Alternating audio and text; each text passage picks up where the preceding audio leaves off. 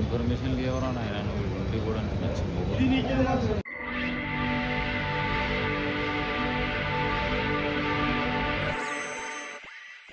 మరి ఏదైతే ఎక్స్క్లూజివ్ గా డిఎస్కే న్యూస్ ఛానల్లో ఇప్పటి వరకు వచ్చినటువంటి వార్త, మరి ఇప్పటి వరకు మనం ఇచ్చినటువంటి సందేశం ఏంటంటే, మరి హౌజులో ఉన్నటువంటి మృతదేహం ఇంతకు ప్రకృతమ్మదా కాదా అనే అంశాన్ని మనం ఇవ్వడం జరిగింది. ప్రస్తుతానికి మాత్రం చనిపోయి ఉన్నది ప్రకృతమ్మనే. మరి ఆ పేరు పిలవడానికి రాని వాళ్ళు కలమ్మ అని పిలవడం జరిగింది. మరి ఇక్కడ ఉన్నటువంటి వాళ్ళ కుటుంబ సభ్యులు మరి వాళ్ళ మాటల్లోనే అడిగి తెలుసుకునే ప్రయత్నం చేద్దాం. ఒక్కసారి విజువల్స్ లో చూడొచ్చు వాళ్ళ మనమరాళ్ళు, మరి వాళ్ళ మనమరాళ్ళు ఉన్నారు, వాళ్ళతోటే మాట్లాడే ప్రయత్నం చేద్దాం. ఏం పేరమ్మా అమ్మ పేరు? అంటే ఇంటి దగ్గర కలమ్మ అని పిలుస్తారు. ఆమె నిజం నేమ్ అయితే ప్రకృతాంబ. తండ్రి లేడు, అమ్మమ్మనే జాతుంది. ముగ్గురు పిల్లలు అయితే వాళ్ళ అమ్మ ఫస్ట్ చనిపోయింది. ఈమె చిన్న పిల్లప్పుడు తల్లి చచ్చిపోయింది. తల్లి చచ్చిపోతే తండ్రికి ఆయనకి పక్షవాతం వచ్చి ఆయన చనిపోయిండు. 4-5 ఏళ్ళు అయిందో ఏమో. ఇక ఆమె మన్మరాన్లు ఇద్దరు కలిసి చదువుతుంటే నాయన మేము ఆమె పిల్లలు హాస్టల్ దగ్గరికి వచ్చి మంచిగా చూసుకునేది, అన్ని తెచ్చి ఇచ్చేది. ఆమె ఎంత చిన్న పిల్లని సాధింది అంటే అట్లా సాధింది. ఆమె కన్న బిడ్డను సాధినట్టు సాధి పెద్ద చేసింది ఆ పిల్ల. ఈ పిల్ల ఎట్లా బతుకుతుందో ఏమో, ఇదే వచ్చింది బాధ. ఈ పిల్లలు పెద్దగా ముగ్గురు ఆడపిల్లలు, తల్లి లేదు తండ్రి లేడు. ఇక వాళ్ళ బాబాయ్ ఉన్నాడు, నాయనమ్మ ఉంది. ఇక ఆమె అమ్మమ్మ మళ్ళా ఆమెకు భర్త లేడు. ఇంకా చూడు ఇక స్కూళ్ళలో పనిచేసి ఆ పిల్లల దాతుంది. మరి ఇంకా ఎట్లా బతుకుతారో వీళ్ళు, దేవుడే ఇక మరి ఏం చేస్తాడో వాళ్ళకి ఎట్లా ధైర్యం పాపిస్తున్నారు కొడుకువాడు. మహేశ్వరం వాళ్ళు ఉంటది, అమ్మాయి హాస్టల్లో వేసి వచ్చింది. మన సండే రోజు పంపించేసినాం. ఆమెనే పంపించి వచ్చింది హాస్టల్లో. సండే రోజు అమ్మ పో మంచిగా చదువుకో, నేను వస్తే బిడ్డ మంచిగా నువ్వు చదువుకో అన్నది. ఆడపిల్లలు ఎవరైతే ఉన్నారో కొడుకు పిల్లల? నా కొడుకు పిల్లలు. ఆమెకు కొడుకు నేను నానమ్మని, ఆమె అమ్మమ్మ. ఎక్కడ కలమ్మది?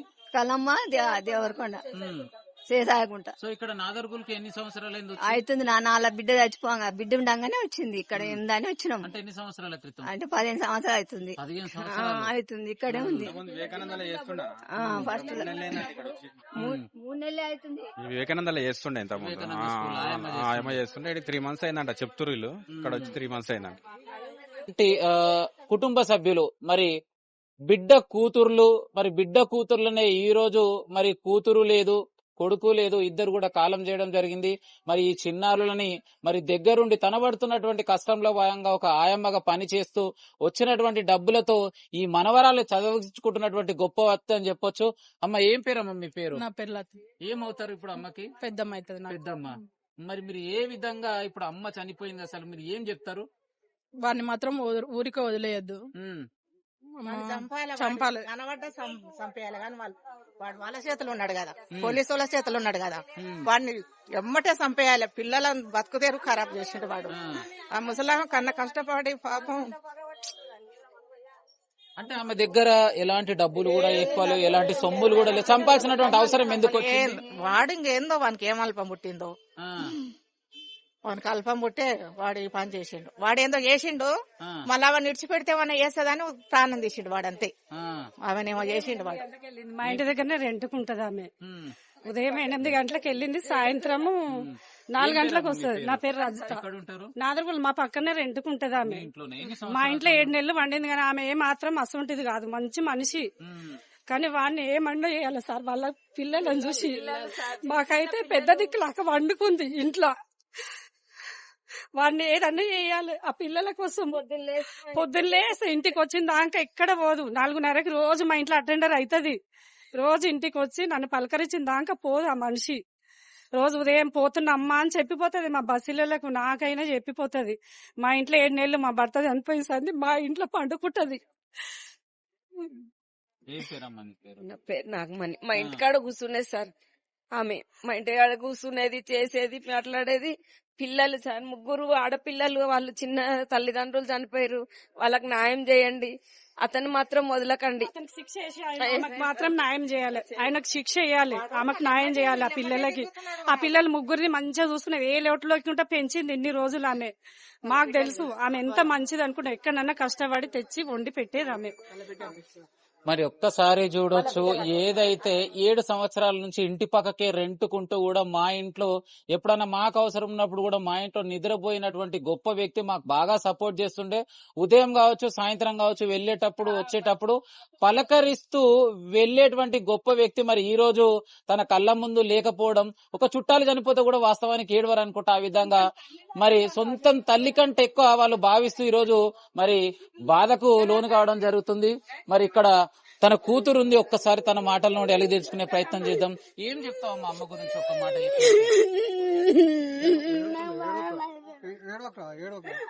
ఒక్కసారి విజువల్స్ లో చూడొచ్చు తన ఆవేదన. మరి కన్న కష్టపడి తన కూతురి పిల్లల్ని అంత బాగా కష్టపడి చదివించినటువంటి తల్లి ఈ రోజు తనతో పాటు లేకపోవడం చాలా బాధగా ఉంది. ఒక్కసారి విజువల్స్ లో చూడొచ్చు, వందలాది మంది సంబంధం లేని వ్యక్తి గురించి ఇంతకీ ఏం జరిగిందనే అంశాన్ని చూడడానికి మాత్రం వేల మంది ఇక్కడికి రావడం జరిగింది. సో ఏది ఏమైనా కూడా ఇక్కడికి వచ్చినటువంటి ప్రజలు ఇస్తున్నటువంటి మాటలు ఏంటంటే, ఇంత దారుణానికి ఒడిగట్టినటువంటి వ్యక్తిని మాత్రం ఖచ్చితంగా ఈ తెలంగాణ ప్రభుత్వం వారిని మాత్రం ఎన్కౌంటర్ చేయాల్సిందే. మరి ఈ కుటుంబ సభ్యులు మరి 3 ఆడపిల్లలు ఉన్నారు. మరి ఫ్యూచర్ లో వాళ్ళు చదువుకోవడానికి కావచ్చు, వాళ్ళ కుటుంబానికి కావచ్చు, ప్రభుత్వం ఖచ్చితంగా సహాయ సహకారాలు అందించాలని చెప్పేసి ఆవేదన వ్యక్తం చేయడం జరుగుతుంది. ఒక్కసారి మరి చిన్న కూతురితో మాట్లాడే ప్రయత్నం చేద్దాం. ఏం పేరు నాన్న నీ పేరు? సాయి కీర్తన. ఎట్లా చూసుకుంటున్నా అమ్మ నిన్ను? చెప్పు,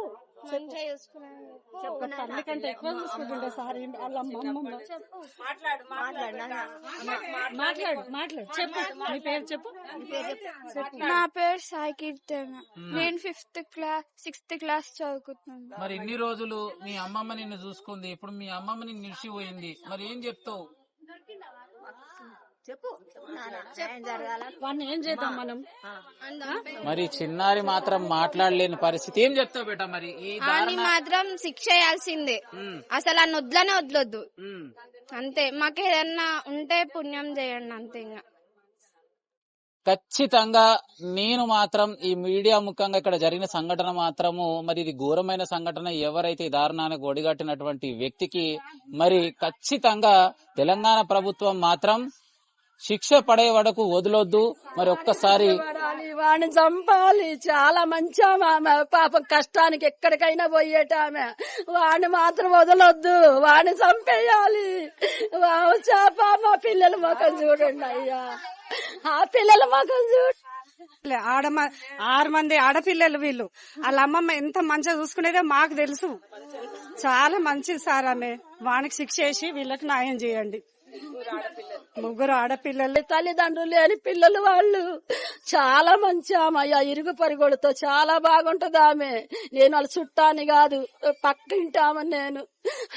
ఆమె పిల్లలను చూడండి అయ్యా, పుణ్యం ఉంటది అయ్యా, పిల్లల ముఖం చూడండి.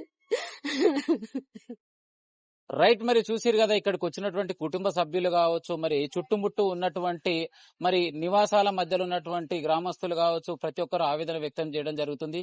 ఏది ఏమైనా కూడా ఇంత మరి ఈ దారుణానికి ఒడిగట్టినటువంటి వాడిని తప్పకుండా ఈ తెలంగాణ ప్రభుత్వం వాణ్ణి మాత్రం ఎన్కౌంటర్ చేయాలి. ఈ కుటుంబానికి మాత్రం తప్పకుండా ప్రభుత్వం ఆదుకోవాలని చెప్పేసి ఆవేదన వ్యక్తం చేయడం జరిగింది.